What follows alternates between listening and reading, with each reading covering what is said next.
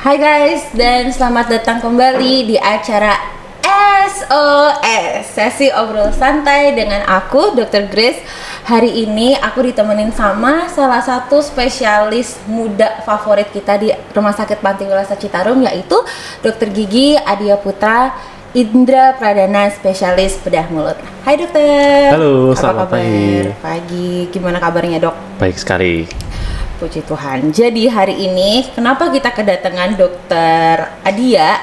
Karena kita mau bahas seputar video-video yang lagi viral yang didapetin di media sosial. So, as we know nih, sekarang kan kita Gen Z, segala sesuatu nih ya dok, kita berhubungan dengan media sosial. Sebenarnya itu ada plus minusnya. Nah, plusnya kita bisa dapetin banyak informasi dalam satu aplikasi. Tapi minusnya kadang-kadang ada orang-orang yang update yang membuat kita bertanya-tanya, ini sebenarnya apa sih gitu.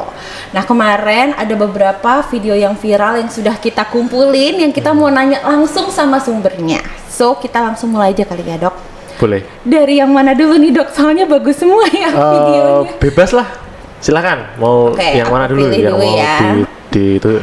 ditunjukkan ya. Jadi mulai dari yang anak kecil dulu kali ya dok. Jadi kemarin tuh sempat viral nih si bocil, kayaknya umurnya 2 tahun apa 3 tahunan gitu ya dok. Dan dia dipasangin behel dok. Oh iya. Sama orang tuanya, dokter lihat nggak? Ya, itu di media sosial memang muncul sih. Saya juga lihat beberapa teman saya sampai nge-share ya. Ya, itu sangat membagongkan. Sama dok, aku juga melong.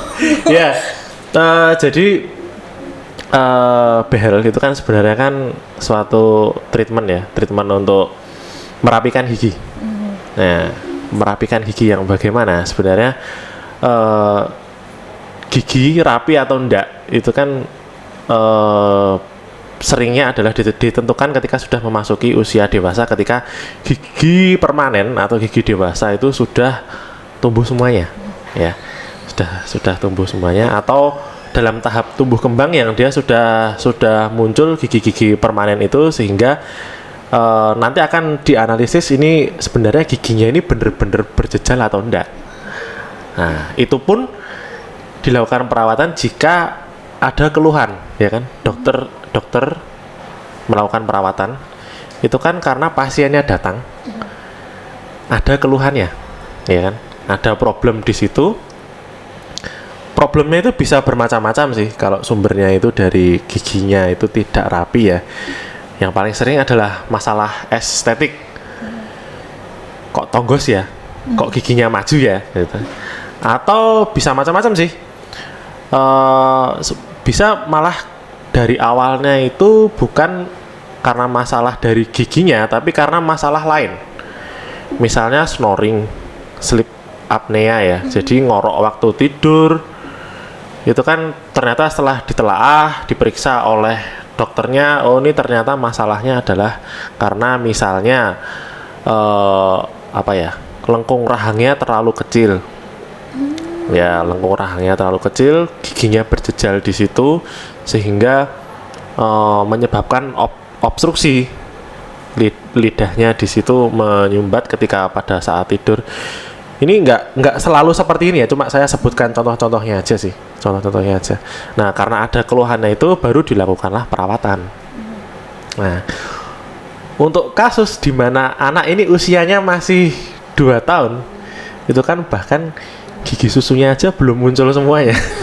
Iya toh, gigi sulungnya itu belum muncul semuanya. Dan pada dasarnya gini, kenapa menentukan gigi itu rapi atau enggak itu sulit ketika masih usia tumbuh kembang? Karena gigi itu tumbuh seiring bertambahnya usia, itu diikuti dengan tumbuh kembang tulang rahang. Itu tulang rahang ini semakin melebar, semakin membesar, sehingga jadi nanti gigi yang mau tumbuh itu dia jadi punya ruang. Sedangkan ukuran masing-masing gigi dewasa, gigi permanen sama gigi sulung itu beda. Kenapa gigi sulung atau gigi susu itu kecil-kecil ya? Karena rahang anak-anak ini masih kecil. Kalau langsung dijudge ini giginya berjejal, belum tahu. Karena dia masih tumbuh kembang kan. rahangnya masih melebar terus. Nah, apa dampaknya ketika hal seperti ini kita melakukan treatment yang tidak pada tempatnya, misalnya dipasangi behel? Ya, sebenarnya kalau itu sampai dipasangi behel, kemungkinan besar ya tidak dipasang oleh dokter gigi sih. Ya. Berarti dipasangnya sama siapa tuh? Dipasang sendiri bisa. Oh, bisa dok? Iya, karena ya apa ya? Entah dapatnya dari mana gitu toh. Karena mencari alat-alat dan barang seperti itu tuh sebenarnya zaman sekarang nggak sulit juga. Oh iya. Iya. Dan apalagi regulasi melalui online shop ya, itu tuh belum terlalu dikontrol lah istilahnya. Sehingga masyarakat tuh nggak kesulitan untuk memperoleh bahan sama barang-barang seperti itu untuk masang behel. Ya, untuk persisnya sih saya nggak tahu persis ya itu yang masang siapa. Tapi kalau dari segi keilmuan yang didapatkan di dokter gigi, sebenarnya kalau kita masang di anak usia 2 tahun itu nggak lazim. Padahal yang masang behel pun itu sebaiknya sih dokter spesialis. Dokter gigi spesialisnya pun ada gitu loh, yang khusus untuk memasang istilahnya behel ya, kawat gigi. Nah, kalau itu dipasang pada usia anak-anak seperti itu, akan ada banyak masalah yang nanti timbul setelahnya. Karena ketika melakukan treatment atau perawatan itu pasti ada risiko dan komplikasinya. Ya, ketika apalagi kalau nggak sesuai indikasi, biasanya resiko probabilitas resiko itu sama komplikasinya muncul akan semakin tinggi, ya toh? Nah, jadi contohnya ya, kalau untuk masang behel seperti ini, behel itu kan sebenarnya itu kan menggerakkan gigi. Menggerakkan gigi. Ada gaya yang diaplikasikan pada gigi. Ini walaupun saya bukan spesialis yang melakukan perawatan merapikan gigi ya, tapi paling tidak saya dapat ilmunya waktu dokter gigi umum. Menggerakkan gigi itu kan mengaplikasikan gaya ke giginya. Nah, gimana cara menggerakkan giginya? Yaitu dengan memasang suatu alat yang dia tuh punya gaya tarik atau dorong, ya. Gaya tariknya itu biasanya bisa macam-macam sih. Selain dengan kawatnya ya, ada karet, ada apa ya, alat semacam per gitu. Kalau bahasa awamnya seperti itu. Bisa. Karetnya itu kan ditarik di masing-masing gigi itu kan dengan bracket yang dipasang di situ. Nah, itu baru dia akan menimbulkan force atau gaya di situ. Nah, ketika gaya diaplikasikan di gigi itu sebenarnya ada batasan-batasannya. Dia tuh geraknya seberapa jauh, gayanya tuh seberapa lenting. Karena kalau kebablasan atau eksesif ya, giginya lepas bisa loh. Oh iya, jadi dia ditarik terlalu banyak, terus nanti giginya goyang sendiri, semakin goyang terus lepas. Padahal itu masih gigi susu, belum waktunya tanggal juga. Jadi kalau ditanya apa kemungkinan yang bisa terjadi pada anak ini, giginya lepas bisa, gitu. Jadi padahal dia harusnya bisa mendapatkan asupan gizi yang baik karena dia kan harus banyak asupan gizi itu, makan harus lancar. Dipasangi bracket kan pasti kan makannya nggak lancar. Iya, satu gigi ditarik itu sakit loh. Coba kalau yang udah pernah pasang bracket itu kan gigi ditarik itu sakit. Saya sendiri pernah dipasang. Pas bracketnya dikencengin kan sakit. Ya nggak tahu sih kalau itu cuma fashion aja ya, mungkin ya.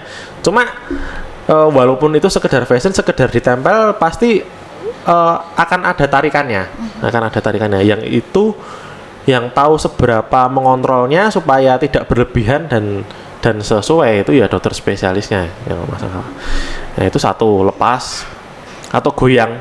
Kalau dia goyang ya dia akan muncul penyakit periodontal ya, atau penyakit jaringan pendukung gigi yang nanti kalau itu sebenarnya terjadi pada gigi sulung atau gigi susu, nanti dia akan berlanjut pada kerusakan di gigi permanennya. Sebenarnya gigi susu itu mempersiapkan sebelum gigi permanennya itu tumbuh. Jadi kalau gigi susu itu banyak kariesnya, dia banyak rusaknya, itu semakin besar resikonya gigi dewasanya itu juga ikut rusak. Gitu. Makanya jangan mengabaikan kalau gigi anak-anak itu dia banyak kariesnya, banyak rusak, enggak apa-apalah, itu kan belum gigi permanen. Tidak seperti itu juga, gitu loh. Nanti kalau gigi sudah bagus, istilahnya dirawat dengan baik, tidak berlubang sejak anak-anak, nanti gigi dewasanya juga akan tumbuh dengan bagus. Kalau gigi itu rusak ya, misalnya lepas atau karena dipasang bracket terus jadi kotor, sisa makanan nempel di situ, terus lebih gampang kerokoknya. Apalagi kalau gigi sulung itu lebih mudah rusaknya daripada gigi permanen ketika dia ketempelan sisa makanan atau plat. Di situ ketika giginya dia kerowok, kalau gigi susu itu dia rusak lebih cepat. Nah itu nanti ada efek yang ditimbulkan setelahnya, yaitu gigi itu bisa nggak rapi juga sih, geser-geser ya. Istilahnya gigi permanennya itu harusnya dia tumbuh di situ pada waktu yang tepat, tapi karena gigi sulungnya itu udah rusak duluan atau lepas duluan, jadi gigi susu yang lain tuh dia malah nutupi jalan tumbuh gigi dewasanya. Jadi makanya ada yang muncul gingsul. Iya. Nah, itu awalnya seperti itu. Oh iya. Gitu. Ya seperti itu sih. Sebenarnya kalau dipasang boleh saya bilang enggak sesuai ya. Kalau di usia 2 tahun. Ya itu cuma untuk gaya-gayaan aja biasanya. Nah, even though ya buat gaya-gayaan teman-teman di rumah yang punya adik-adik, yang punya anak-anak, please banget tuh dengerin Dokter Adia. Tadi udah ngejelasin panjang dan itu udah bagus banget sampai aku nggak mau intervensi. Di rumah jaga kesehatan gigi adik-adik dan anak-anak kalian karena itu ternyata pengaruhnya besar gitu. Dan buat temen-temen nih ya, aku juga sering nih Dok punya beberapa temen yang jujur li pasang behel itu kan ada yang murah, ada juga yang mahal. Jadi kadang itu punya pikiran untuk ke tukang gigi buat masang di tukang gigi. Nah ternyata tukang gigi itu kan ilmunya tidak seperti dokter gigi spesialis yang udah sekolah lama kayak Dokter Adia gitu kan. Jadi seharusnya teman-teman di rumah kalau misalnya ada kepikiran buat masang behel yang ternyata entah itu cuman buat gaya-gayaan biar sparkling gitu kali ya giginya, atau buat menyenangkan penampilan kalian di rumah, mending langsung konsul sama dokter yang spesialis aja daripada nanti kalian ompong-ompong di rumah. Nggak lucu ya Dok? Iya. Malah jadi perawatannya makin mahal, terus makin jelek, enggak deng, maksudnya tidak enak ditampar gitu. Ya, walaupun sudah dewasa pun ya, bukan anak-anak, sudah usia yang ideal sesuai dengan indikasinya, jika perlu dipasang kawat memang karena ada keluhan di situ, karena giginya ndak rapi atau ada masalah lain di situ ya, sehingga perlu melakukan perawatan untuk merapikan gigi. Memang sebaiknya diperiksakan dulu, tidak langsung asal masang ya, apalagi bukan dipasang oleh seseorang yang tidak berkompetensi untuk memasang itu. Seperti itu. Tuh, setuju Dok kalau itu. Gitu. Keren sih. Keren. Aku juga sekarang ini masih pakai behel Dok, tapi yang di belakang. Lovely. Biar sparkling. Biar sparkling. Nah, itu seputar behel dan gigi supaya rapi biar kalian cantik di rumah ya. Jangan lupa pesan-pesannya, kalau misalnya harus di rewind dan didengerin lagi, harus didengerin lagi katanya Dokter Adia. Oke, sip. Oh ya, kalau misalnya mau nanya nih ya sama Dokter Adia, boleh banget langsung nanti di bawah fotonya Dokter Adia, videonya Dokter Adia ada apa dokter nama Instagramnya Dok? Adia Putra. Tuh, di follow, di like, di follow. Jangan lupa juga buat nge-like and follow Rumah Sakit Pantai Balas Citarum Official and @GraceXPR. Oke. Next video. Oke, kemarin tuh buat temen-temen nih, buat temen-temen yang belum nge-follow Dokter Adia, harus banget nge-follow Dokter Adia karena Dokter Adia ini suka ngupdate video yang membagongkan juga nih. Masa? Iya, kemarin dokter kan habis nge-upload video tuh. Kayaknya aku yang paling heboh. Kok bisa? Soalnya geli gitu loh. Dokter mau nunjukin nggak Dok videonya Dok? Yang sebenarnya enggak semua video itu bisa di-share ya, apalagi yang ya itu kan ada undang-undangnya kan, ada undang-undang ITE. Cuma ini kan bukan dari Indonesia sih ini, Instagram dari luar negeri ya, dan kayaknya nggak nampak identitas pasiennya juga. Cuma ini ada akun Instagram ya dari luar negeri sih, tapi ya dia di situ menunjukkan ada belatung muncul dari mulut ya. Ya itu kalau secara medis ada diagnosisnya sih yang namanya itu ya. Namanya miasis, oral miasis. Jadi di mana ada larva lalat itu muncul dari jaringan yang membusuk. Jaringan membusuknya di mana? Yaitu di dalam mulut. Ya, ini bisa kita lihat di sini ya. Ini ya, ini aduh. Ya. Berapa belatung ini dikeluarkan dari situ. Ini entah karena dari luka yang ada di mulut atau dari bekas cabutan gigi atau dari gigi yang krowok. Sebenarnya kemungkinannya bisa berbagai macam. Tapi kok bisa ya? Sebenarnya pas nonton video ini juga dalam hati saya tuh saya punya banyak sekali pertanyaan tentang video ini. Ya, di sini ya ini namanya miasis. Miasis itu penyakit yang disebabkan karena investasi ditumbuhi oleh belatung. Belatung itu larva dari lalat ya. Dia muncul di situ karena ada pembusukan di situ. Kan lalat itu kan bertelur di tempat yang busuk ya, di tempat yang kotor. Kemudian telurnya itu dia menetas, muncullah larva lalatnya itu belatung, dia akan makan dari tempat dia ditelurkan di situ. Nah, dia bisa sampai ke sini itu sebenarnya kemungkinannya banyak sekali. Mulai dari pertama makanan yang kotor ya. Jadi sebenarnya kasus miasis ini sering banget ditemukan mohon maaf ya, ditemukannya tuh di gelandangan. Ya, jadi homeless gitu tuh ya, karena hygiene-nya kurang bagus ya, dan mohon maaf kadang-kadang kan makan dari sampah juga. Nah, kan kita nggak tahu di tempat yang dia makan itu ada telur lalatnya apa enggak. Ketika dia makan ternyata telurnya itu terinvestasi di mulut. Ya, dia kan kalau misalnya ada gigi yang rowok atau gigi yang sudah lepas, ada luka di situ, telurnya itu kan terus kan nempel itu. nempel di situ.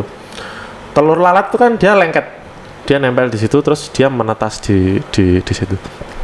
Kemungkinan yang lain adalah memang memang lalatnya bertelur di situ. Nah, kalau itu memang lalatnya bertelur. Ada kejadian yang memang seperti itu sih, walaupun memang langka banget ya kasusnya seperti itu. Jadi pada kasus individu yang dia itu halitosis itu bau mulut. Mulutnya bau banget dan tidurnya mangap.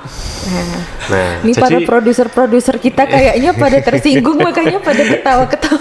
Nah, ya, ketika kita tidur mangap, apalagi mulutnya bau ya. Ya sebenarnya kalau ada lalat nempel masuk ke mulut biasanya sadar sih. Tapi kan tidak semua orang seperti itu ya.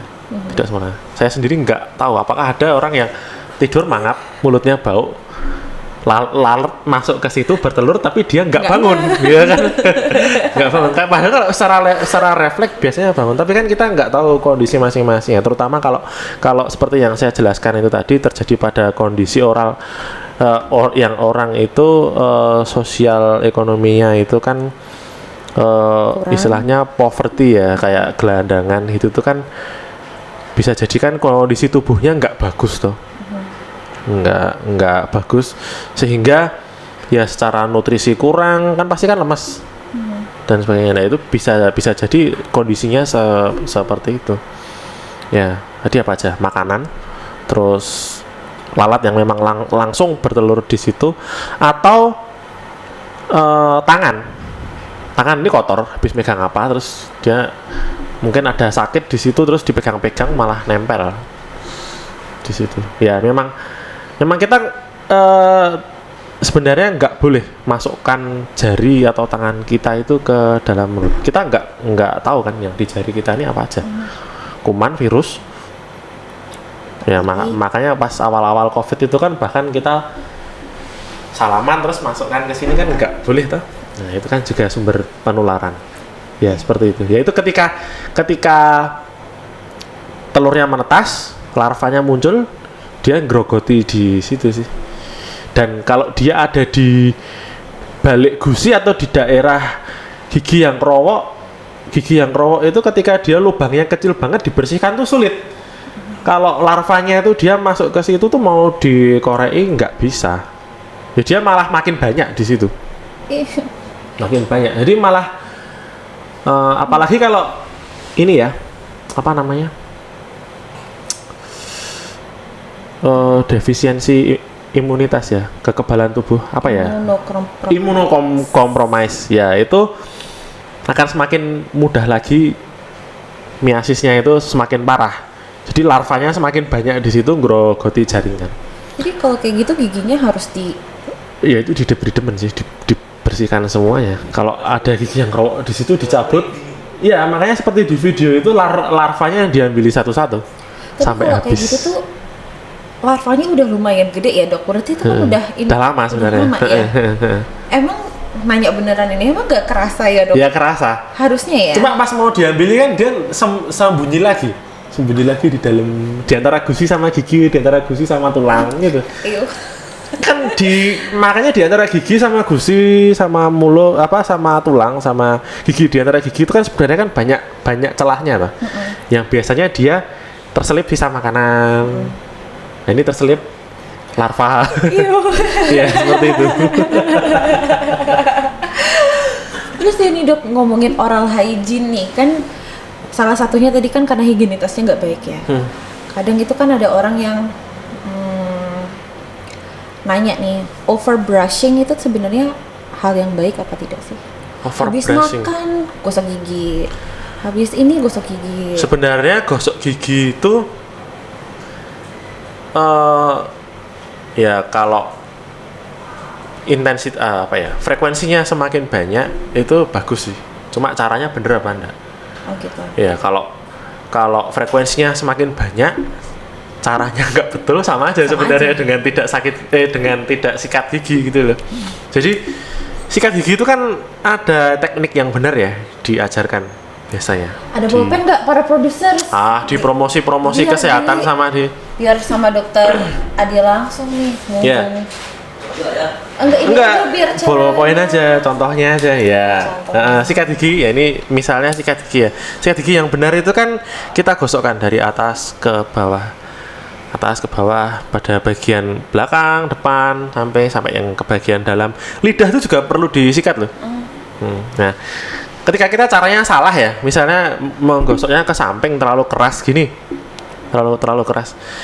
Gosok ke samping itu sebenarnya menimbulkan keausan pada gigi. Ya, karena pada bagian leher gigi itu pada bagian yang paling tipis, kita gosoknya ke arah samping, dia akan aus. Terkikis terus, istilahnya abrasi servikal gigi. Nah itu apalagi kalau sehari lebih dari 2 kali, caranya gitu terus. Lama-lama aus ya, di servikal giginya itu aus, di leher giginya itu aus, nanti bisa jadi lubang. Ya jadi lubang. Ada yang malah sampai dia giginya itu hilang separuh, bagian leher giginya itu ausnya itu sampai hampir giginya mahkotanya lepas gitu loh. Itu bisa, pernah saya. Untung kita diajarin guys. Ya. Jadi kalau sikat gigi, gunakanlah bulu sikat gigi yang halus, caranya juga benar. Gunakan pasta gigi yang benar juga. Caranya ya benar. Kalau misalnya habis makan sikat gigi itu bagus sih. Gitu. Kalau muntah kan, kalau lidah kan muntah dong. Iya sih, kan ada yang gag refleksnya beda-beda ya. Ya, cara menyikat lidah itu jangan terlalu ke belakang sih. Cukup yang di bagian depan aja, di punggung lidah itu caranya ditarik aja. Jangan diginikan. Kalau nyodok ke belakang kena di uvula. Uvula itu apa ya? Fufula ya. Bahasa awamnya. Ya, muntah lah pasti. refleks muntah. Itu ada alatnya kan dok sebenarnya? Itu sebenarnya berpengaruh nggak sih? Apa sama aja? Ada sikat yang lidah ya. Ada ya, beberapa sikat gigi itu ada yang bagian punggung sikat giginya itu ada untuk membersihkan lidah. Ya bagus sih. Sama ada yang kayak buat ditarik, iya nggak sih dok? Floss, dental floss. Oh no, yang bentuknya kayak vario. Iya, bentuknya kayak cepung terus nanti digosok. Nggak tahu, aku juga nggak pernah nyoba. Nanti kalau Iya, aku tahu sih, ada memang bisa itu. bisa ya. Bisa. Penting. Ya, gitulah guys. Jadi gigi itu sebenarnya nggak hanya untuk penampilan, tapi dia fungsinya banyak kan ya buat kita makan dan lain-lain. Jadi harus dijaga, jangan sampai ada ya itu. Kalian harus tetap menjaga higienitas karena itu juga penting untuk kesehatan gigi juga, ya kan? Ya gitu. Jangan sampai deh dok, amit-amit selama di sini ada nggak dok pernah ngerawat kasus yang kayak gini? Nggak ada sih. Kalau di Indonesia tuh mungkin beberapa puluh tahun yang lalu ada ya. Ya beberapa ada sih. Cuma makin kesini kan makin jarang. Kan seiring pertumbuhan ekonomi di Indonesia, angka kemiskinan juga semakin menurun. Jadi kasusnya juga semakin dikit sih yang seperti ini. Cuma kalau kita temui di negara-negara yang berkembang ya, contohnya itu kalau saya lihat di beberapa jurnal itu kasus kayak gini itu prevalensinya masih tinggi itu di negara-negara di Afrika, di India. Istilahnya Slam itu kan kalau di Indonesia kan udah makin dikit tuh. Seperti itu. Oke. Thankfully, jadi itu pesannya ya, harus tetap menjaga. Buat yang aku juga pernah lihat di TikTok yang terlalu banyak sikat gigi itu nggak baik buat giginya. Nah ternyata kalau misalnya selama kita melakukannya dengan baik dan benar, sebenarnya nggak masalah. Tetap menjaga higienitas gigi, jangan lupa. Oke, next is adalah video kesukaan aku nih. Soalnya videonya itu membawa pertanyaan banyak banget di kolom komentar. Itu aku lihat videonya, aku langsung nanya sama dokter Adia. Kayaknya waktu itu langsung aku ngehubungin karena pas dia baru di-upload itu orang-orang langsung update kayak, ih aku nggak mau operasi gigi. Apakah itu termasuk malpraktek? Ih aku mau operasi gigi besok, aku tunda aja kali ya sampai segitunya. Nah, ini tuh tren nih dok ceritanya. Yaitu trennya itu menjelaskan akibat aku melakukan ini terjadi ini gitu. Nah, dia menjelaskan bahwa akibat cabut gigi dia sampai ada keluhan seperti ini, sampai membusuk gitu ya bentuknya ya di leher. Nah, kira-kira nih dok, apa ya dok? Kenapa ya? Itu sebenarnya masalah-masalah tentang misinformasi itu, apalagi terkait kesehatan gigi ya, itu udah sejak dulu sih ada. Dulu tuh sebelum zaman sosial media belum seperti sekarang ini, mitos yang paling santer adalah cabut gigi menyebabkan kebutaan. Iya nggak? Iya toh? Oh iya kan? Iya, dulu santer banget itu. Ya, cabut gigi, habis cabut gigi terus buta. Oh, santer banget itu dulu. Ini kurang lebih ya. Sebenarnya gini, masalah beberapa kondisi medis itu ada yang dia itu bertepatan munculnya setelah dilakukan tindakan. Jadi bukan berarti setelah dilakukan tindakan ini efeknya ini. Jadi itu harus dipisahkan dulu ya.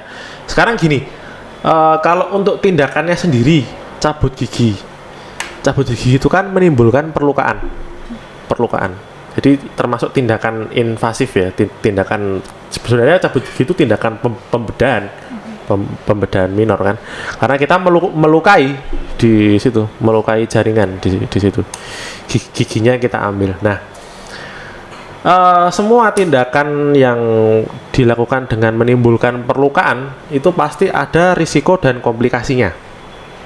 Nah, komplikasi itu tidak diharapkan dan tidak bisa diprediksi ya, walaupun tindakannya sendiri sudah dilakukan sesuai dengan prosedur yang berlaku, sesuai dengan standar keilmuan.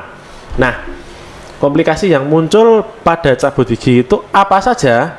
Nah, itu sebenarnya perlu disampaikan ke pasiennya supaya pasiennya nggak kaget ketika kondisi itu muncul setelah cabut gigi.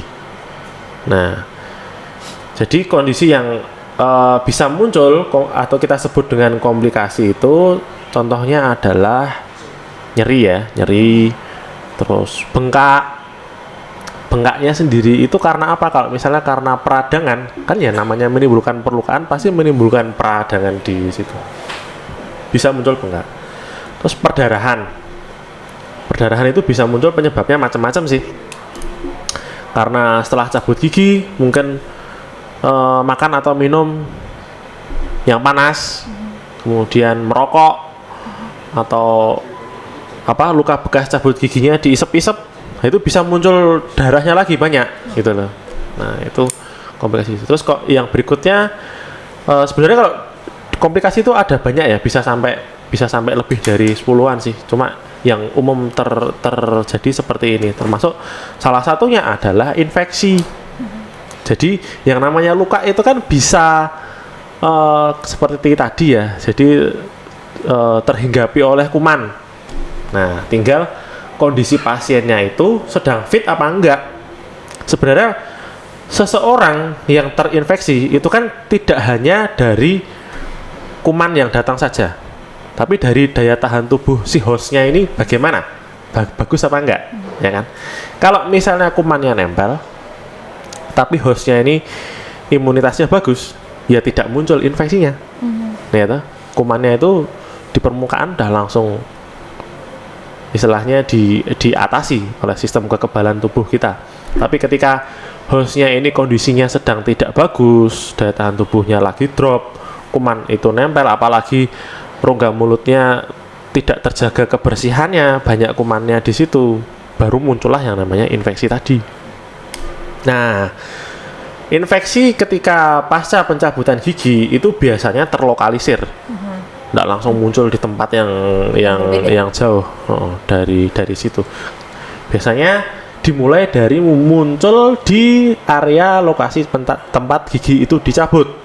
Ya, berarti ya di sekitaran gusi sama di luka bekas cabutannya itu. Iya, bisa ditandai dengan tanda dan gejala yang muncul sesuai dengan adanya respon inflamasi kan, kemerahan gusinya, terus nyeri, bengkak gusi di sekelilingnya itu juga, terus sama munculnya bisa muncul pes di situ, muncul nanah ya di situ. Nah, itu baru kita katakan oh ya ini komplikasi muncul dari pasca pencabutan gigi.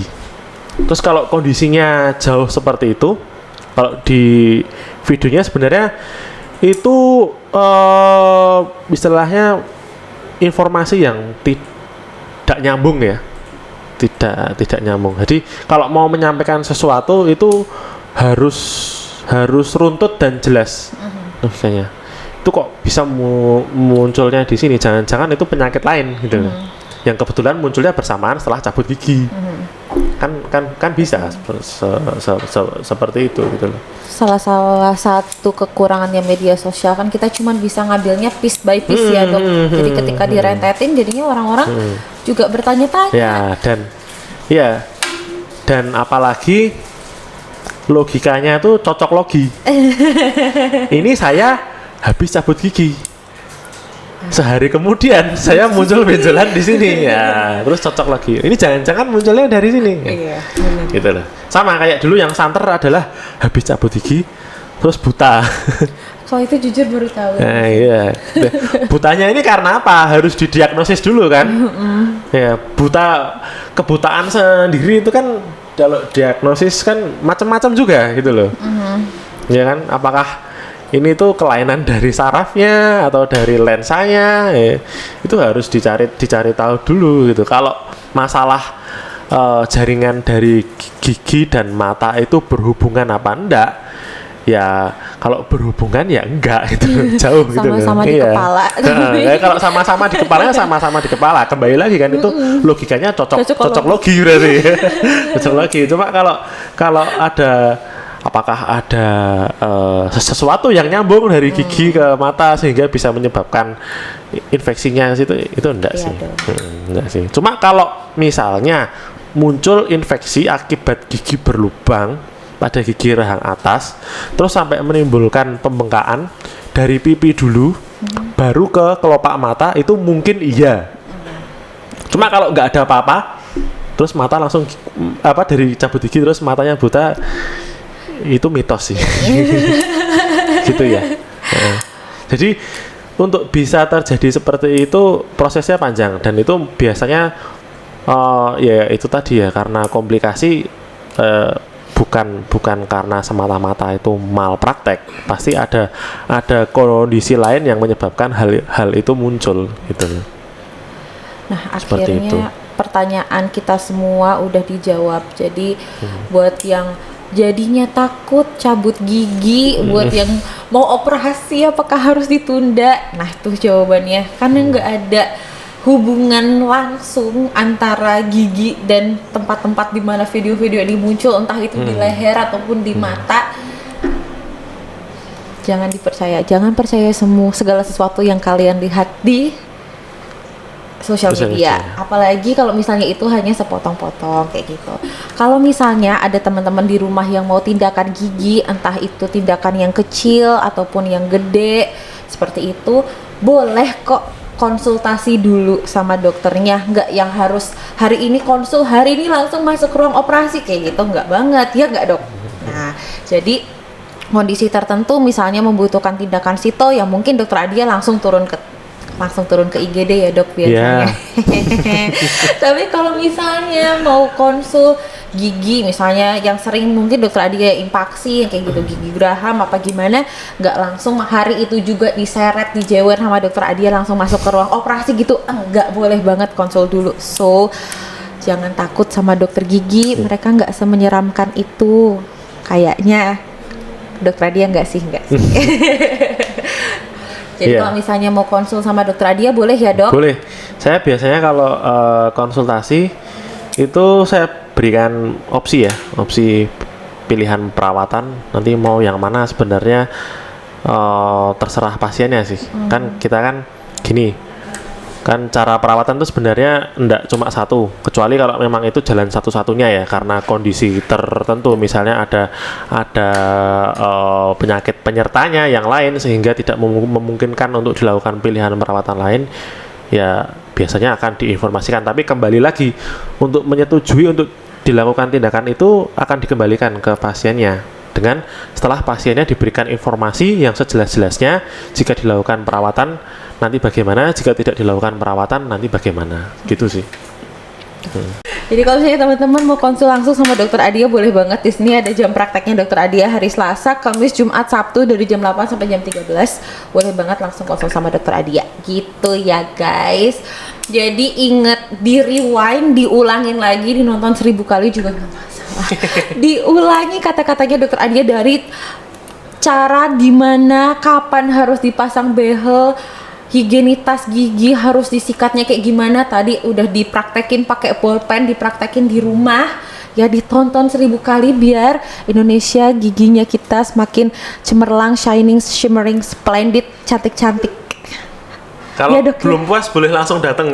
Iya, boleh banget langsung sama dokter Adia boleh di hari-hari beliau praktek. Yeay, makasih ya dokter Adia. Aku hari ini nggak cuman teman-teman di rumah aja yang nambah ilmu, kayaknya aku, bapak produserku juga banyak ilmunya ya kan.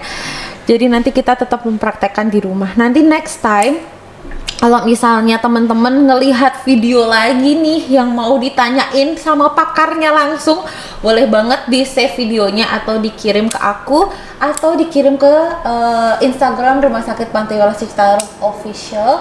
Jangan lupa buat ngefollow, like and subscribe. Sampai ketemu di acara SOS berikutnya, sesi obrol santai. Dadah.